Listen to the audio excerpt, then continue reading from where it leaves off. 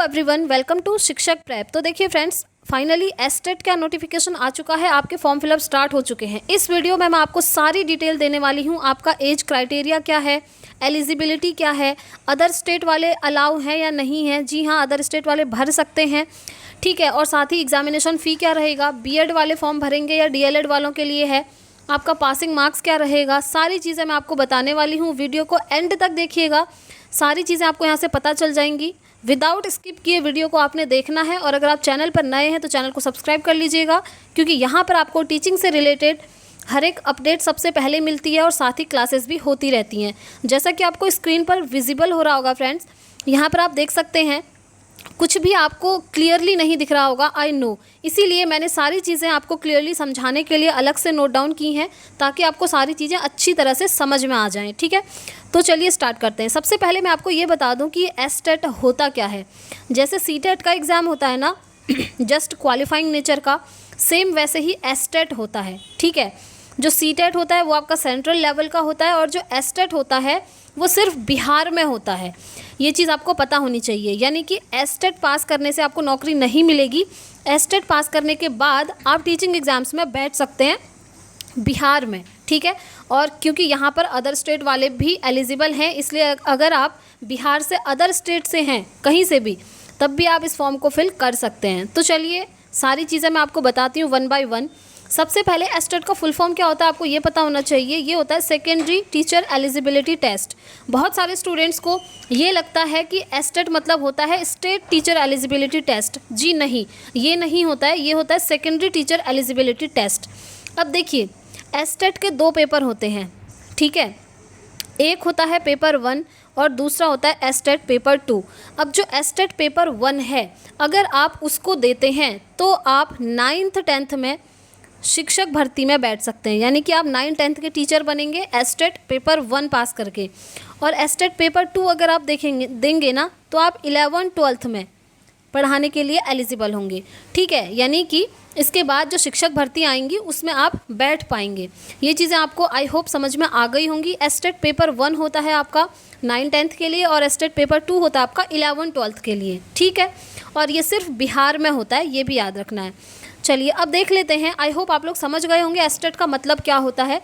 देखिए, मैं other state वालों को क्यों बोल रही हूँ कि आप फॉर्म फिल कीजिए, वो आपको वीडियो में धीरे धीरे पता चल जाएगा। उसके बाद आप खुद चाहेंगे कि हम भी फॉर्म फिल करें। जी हाँ, आप सब ने करना ही चाहिए। इसका रीज़न मैं आपको बताऊंगी। चलिए देखते हैं फॉर्म फिलअप की डेट। जैसा कि आपको पता होना चाहिए, फॉर्म फिलअप स्टार्ट हो चुके हैं। मैंने पहले भी एक वीडियो बनाया था जैसे ये नोटिफिकेशन निकला था। उसके बाद बहुत सारे स्टूडेंट्स के कमेंट्स आए, तो सोचा डिटेल में मैं आपको सारी चीज़ें समझा दूँ। तो फॉर्म फिलअप आपके स्टार्ट हो गए हैं फ्रेंड्स। 9 अगस्त से लेकर के 23 अगस्त तक आप जो है फॉर्म फिल कर सकते हैं।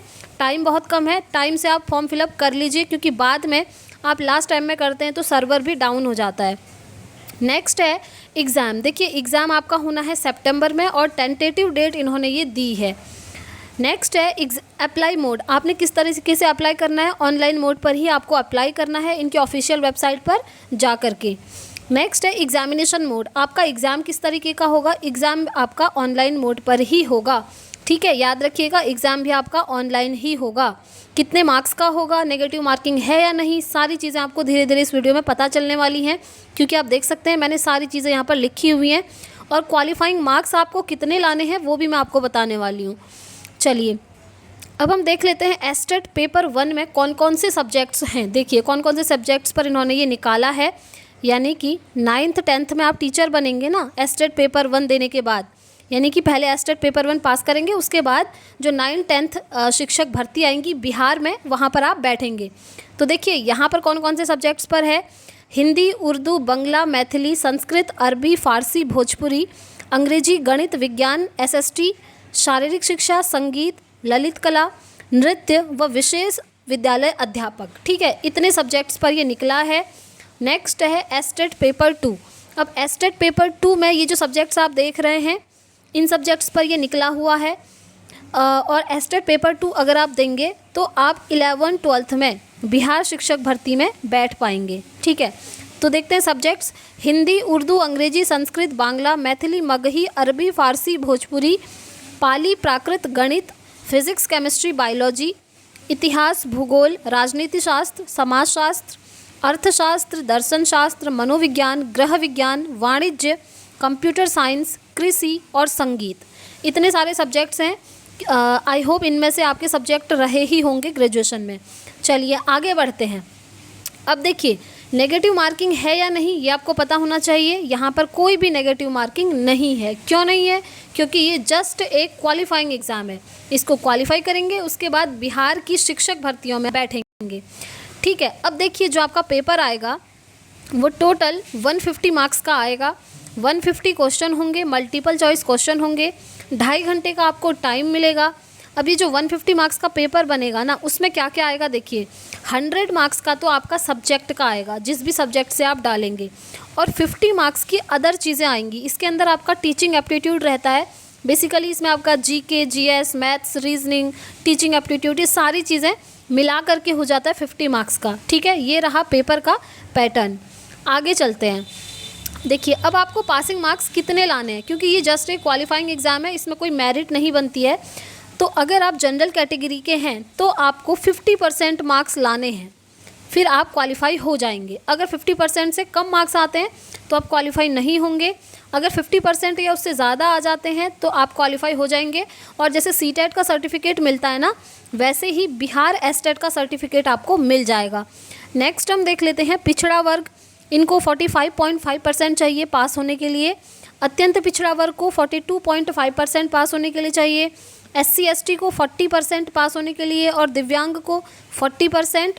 फीमेल ऑल, किसी भी कैटेगरी की फ़ीमेल हों उनको 40% मार्क्स चाहिए, वो पास हो जाएंगी, यानी कि क्वालिफाई हो जाएंगी। ठीक हो गया, यहाँ तक आप समझ गए होंगे। नेक्स्ट है नॉर्मलाइजेशन। देखिए आपका नॉर्मलाइजेशन होगा एस्टेट में, ये चीज़ इन्होंने साफ साफ बताई है, जो भी नोटिस निकाला है उसमें। ठीक है, नॉर्मलाइजेशन आपका होना ही है। नेक्स्ट है एप्लीकेशन फ़ी। एप्लीकेशन फ़ी देखने से पहले एक चीज़ डिस्कस कर लेते हैं। यहाँ पर कौन से स्टूडेंट जो है फॉर्म फिल कर पाएंगे। देखिए ये है सिर्फ बीएड वालों के लिए। अगर आपने बीएड किया है और ग्रेजुएशन किया है तो आप यहाँ पर एलिजिबल हैं। अगर आपने डीएलएड किया है ना, तो आप जो है फॉर्म नहीं भर सकते हैं। अगर आप बीएड हैं तो ही आप फॉर्म भरेंगे। ठीक हो गया, ये चीज़ आपकी क्लियर हो गई। क्योंकि आप जानते हैं जो डीएलएड होता है वो 1 to 5 के लिए होता है, और जो बीएड होता है वो 9, 10, 11, 12 सभी के लिए होता है। और एस्टेट पेपर 1 9, 10 के लिए होता है, और एस्टेट पेपर 2 11, 12 के लिए। ठीक है, आई होप ये चीज़ आपकी क्लियर हो गई होगी। चलिए नेक्स्ट देखते हैं एप्लीकेशन फ़ी। सामान्य वर्ग, आर्थिक रूप से कमज़ोर सामान्य वर्ग, पिछड़ा वर्ग, अत्यंत पिछड़ा वर्ग के पुरुष और महिला उम्मीदवारों के लिए फ़ी रहने वाली है। अगर आप एस्टेट पेपर 1 भरते हैं या फिर पेपर 2 भरते हैं, किसी एक को भरते हैं, तो आपकी फ़ीस लगेगी 960 रुपीज़।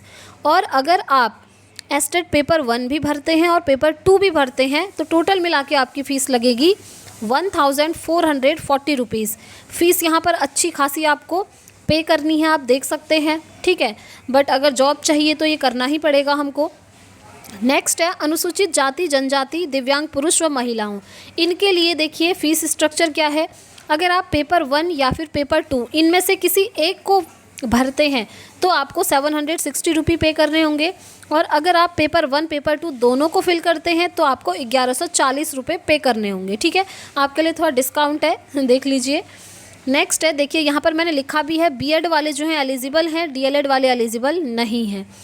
अब देखिए बहुत सारे स्टूडेंट के कमेंट आएंगे कि क्या बीएड अपीयरिंग वाले यहाँ पर एलिजिबल हो सकते हैं।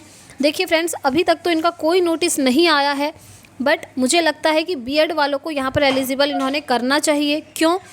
क्योंकि जब ये बीपीएससी के गवर्नमेंट शिक्षक भर्ती वाले एग्ज़ाम में बीएड, सीटेट, अपीयरिंग सबको अलाउ कर रहे हैं, तो जस्ट क्वालिफाइंग नेचर का जो एस्टेट एग्ज़ाम है यहाँ भी इन्होंने बीएड अपीयरिंग वालों को एलिजिबल करना चाहिए। ठीक है, अभी तक नोटिस नहीं निकला है।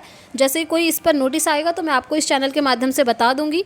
इसलिए अगर आप चैनल पर नए हैं तो चैनल को सब्सक्राइब कर लीजिएगा, ताकि यहाँ से आपको टाइम टू टाइम अपडेट्स मिलती रहें। ठीक है, नेक्स्ट है एज।